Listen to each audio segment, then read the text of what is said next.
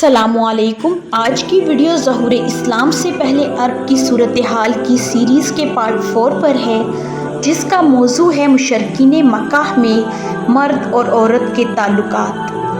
اگر ہم عرب کی آبادی کی بات کریں تو عرب کی آبادی مختلف طبقات پر مشتمل تھی اور یہ طبقات ایک دوسرے سے بہت زیادہ مختلف تھے۔ شوہر بیوی کے تعلقات کافی ترقی پر تھے اور عورت کو بہت کچھ خود مختاری حاصل تھی۔ اس کا اتنا احترام کیا جاتا تھا کہ اس راہ میں تلواریں نکل پڑتی تھیں۔ دوسری طرف شوہر اور بیوی کے تعلقات کی بات کی جائے تو شوہر اور بیوی کے رشتے کا یہ حال تھا کہ انہیں بدکاری، بے حیائی، زناکاری کے علاوہ دوسرا نام نہیں دیا جا سکتا تھا۔ اس زمانے میں نکاح کی 4 صورتیں تھیں۔ ایک تو یہی صورت تھی کہ جو کہ آج بھی لوگوں میں رائج ہے کہ ایک آدمی دوسرے آدمی کے یہاں نکاح کا پیغام بھیجتا ہے، پھر منظوری کے بعد مہر دے کر اس سے نکاح کر لیا جاتا ہے۔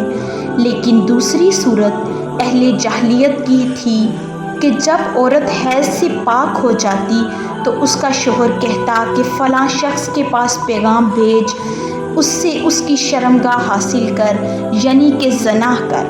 شوہر الگ تھلگ رہتا اور جب واضح ہو جاتا کہ عورت نے جس سے زنا کرایا ہے اس سے حمل ٹھہر گیا ہے، پھر اس کے بعد شوہر کا دل کرتا تو بیوی کے پاس جاتا۔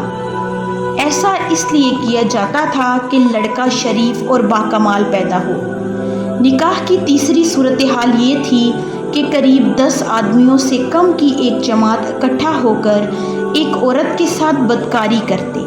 پھر جب عورت حاملہ ہو جاتی اور بچہ پیدا ہوتا تو پیدائش کی چند رات بعد وہ عورت سب کو بلاوا بھیجتی اور سب کو آنا پڑتا۔ اس کے بعد وہ عورت کہتی کہ آپ لوگوں کا جو معاملہ تھا وہ آپ سب جانتے ہی ہیں، اور اب میرے بطن سے بچہ پیدا ہوا ہے، اے فلاں یہ تمہارا بیٹا ہے۔ وہ عورت ان میں سے جس کا نام چاہتی لے لیتی، پھر وہ بچہ اسی کا مانا جاتا۔ نکاح کی چوتھی صورتحال یہ تھی کہ بہت سے لوگ اکٹھے ہو کر کسی عورت کے پاس جاتے۔ یہ عورتیں رنڈیاں ہوتی تھیں، اور جب ایسی عورت حاملہ ہو جاتی اور بچہ پیدا ہوتا تو سب کے سب اس کے پاس جمع ہوتے اور قیافہ شناس کو بلاتے۔ قیافہ شناس اپنی رائے کے مطابق اس بچے کو کسی بھی شخص کے ساتھ ملحق کر دیتا، پھر وہ بچہ اسی شخص کا کہلاتا۔